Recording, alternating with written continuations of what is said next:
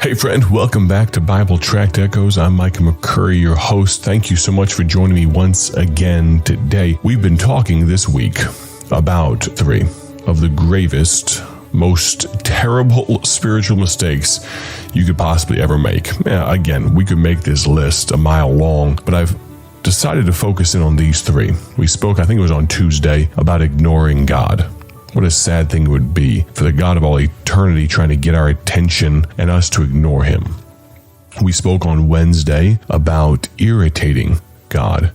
I know I don't want to irritate God, and I'm sure you don't either, but I ask your friend to consider what you do in your life and how it could potentially irritate God. For instance, putting other gods higher than he is. There should be no pantheon of gods in our life. There should be no hierarchy. There should be God and God alone. He should be the only one on the throne. We should not have a myriad of others that interchange and take his place. Don't ignore God. Don't irritate God. And don't impede God. We spoke yesterday about Achan and the grave error he made. He stole a garment, some silver and gold from Jericho, some items that very specifically had been told to the people of Israel were off limits, hands off, don't mess with them. And because of it, just a few days later, weeks later, the children of Israel go to attack Ai, the next step in conquering Canaan. And what happens? God will not let them go forward until this sin, this mistake is dealt with. I think of Hebrews chapter 12, verse 1.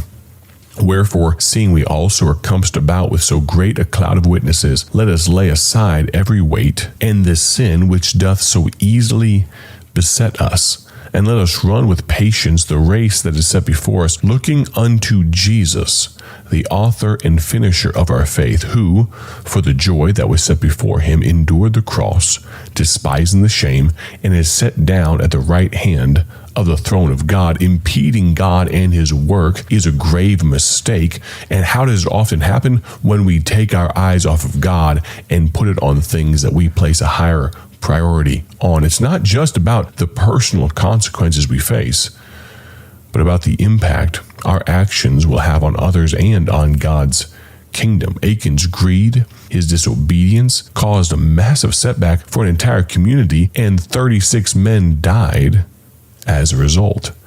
Think about this. If you were about to run a marathon, if you were going to strap up your running shoes, you're going to try to go run this long race. Maybe you've trained for it, maybe you haven't. I know I haven't been doing much training for marathons lately, but if you were, would you also find the heaviest backpack you could find and stuff it full of weights? Would you want to make your job more difficult? Unless you were trying to prove something, unless it was some special marathon race, I wouldn't. I don't want to be as light as possible. I would want to not impede my progress forward. So spiritually speaking, why would we want to impede God's will for our life? As we're called to lay aside every weight, we've got to realize that sin impedes our progress and hinders our effectiveness in God's work. Like Achan, when we allow sin to take root in our lives, even if you try to hide it, as he did in his tent, he tried to bury it in a place where no one would know about it, but God knew. When we do that, we not only harm ourselves, but also those around us and the work of the gospel. But that brings us to our final thought. This is not necessarily a spiritual mistake, though I guess you could categorize it that way. I just want to draw this theme to a close. I don't want you to ignore God. I don't want you to irritate God. I don't want you to impede God's work in your life. And so we arrive at a place where you may be, a place I've been before, stuck between what I want to do and what God wants me to do, a place of indecision. Let's consider a historical illustration of indecision. During the American Civil War, there was a general named George McClellan. McClellan was an incredibly talented military leader. He was known for his organizational skills, his ability to train soldiers. He was actually one of Lincoln's very first picks to lead the Union Army. However, despite his capabilities, well known though they were, he had a significant flaw. he was overly cautious and often failed to act decisively. In 1862, during the Peninsula Campaign, McClellan had an opportunity to capture the Confederate capital of Richmond and potentially end the war early. Despite, get this, he had superior numbers, well-planned strategy, McClellan hesitated and delayed his attacks. What did his fear, what did his cautiousness, his fear of failure, what did it cost them? Well, it impeded the Union Army's progress. It allowed the Confederates to regroup and fortify their defenses, and his lack of decisive action prolonged the war, leading to much more bloodshed and suffering. McClellan's story, by all accounts, a good man. It was Lincoln's first choice to lead the United Union armies. Think about what it cost. Think about what happened as a result of his indecisiveness. His indecisiveness impeded the Union Army's success, and our spiritual hesitation and disobedience to get back on track can result in us continuing to ignore, can result in us continuing to irritate, can result in us continuing to impede God's work in our lives and in the lives of others. You realize Achan cost him his life, his family's lives, but it cost the lives of 36 other men as well. In James chapter 4, verse 17, we are told, "Therefore to him that knoweth to do good, and doeth it not, to him it is sin." When we know what is right, we know, and the Bible tells us, it's very clear, but when we know what is right and fail to act, we impede God's work. We can also irritate God.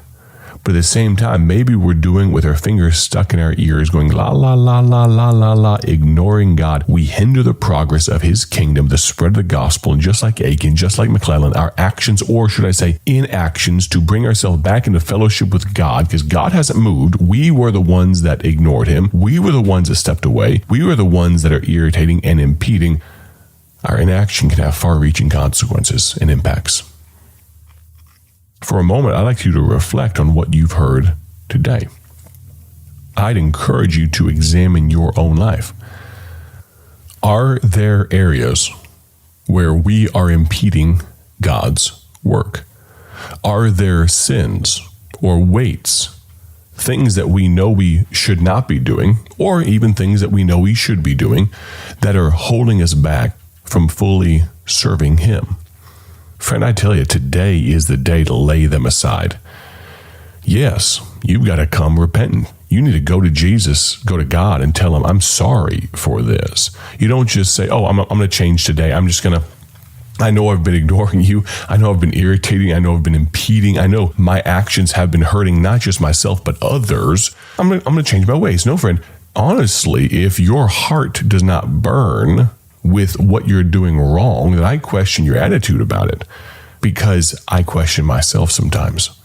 Because there are times when I can be so self-righteous. I'm doing what's right for me. Friend, this is no his truth and her truth. No, there is the truth. There's God's truth. And I wonder how often, for myself, how often I can be crossways with God. For the sake of those around you, yes, please consider getting right. But at the end of the day, instead of making a list of all the people that you are causing problems for by your spiritual mistakes, I would consider the fact that you are offending a holy God, while at the same time, your wife, your husband, your children will reap the consequences of your spiritual indecision in not moving forward to rebuild the fellowship that you should have with God. Oftentimes I've found, as of recent days, I lean more towards grace than truth. I lean towards a laissez-faire kind of everyone, let's just get along.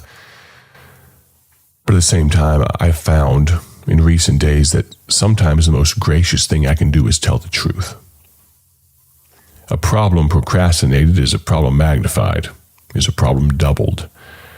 Today, maybe you need to realize that you are causing yourself and many people dear to you problems because you are not dealing with some spiritual mistakes. I'd much rather learn from these mistakes before they get so serious.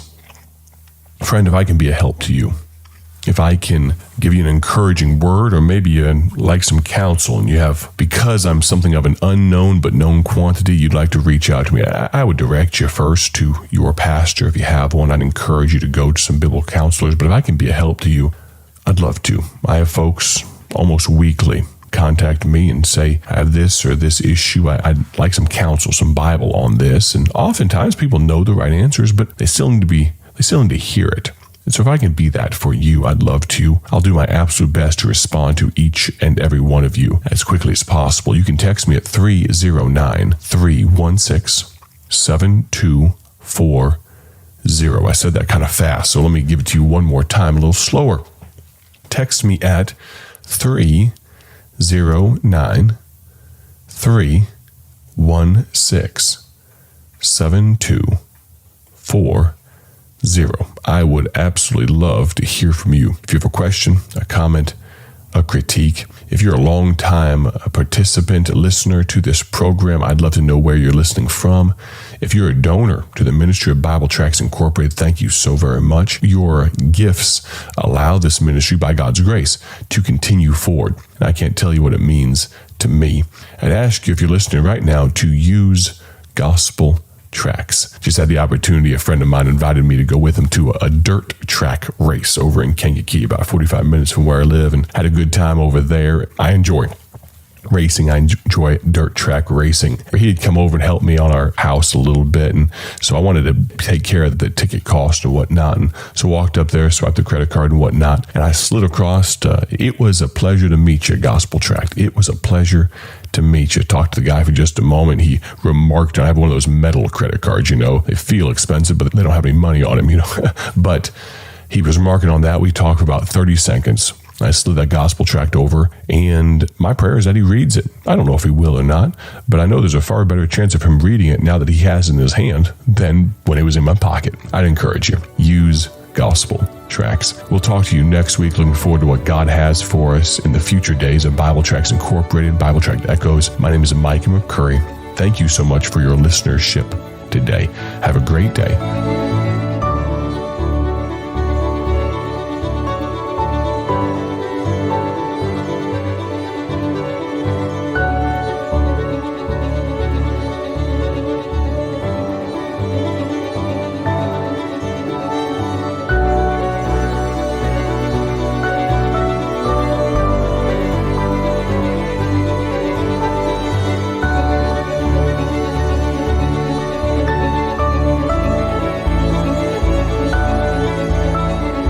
Thank you for tuning in to Bible Tract Echoes, the radio ministry of Bible Tracts Incorporated. Want to see our gospel tracts and other resources? Visit us online at BibleTractsInc.org. That's BibleTractsInc.org. Or follow us on social media to learn how you can partner with this ministry. Thanks again for listening. May the Lord richly bless you as you live for Him.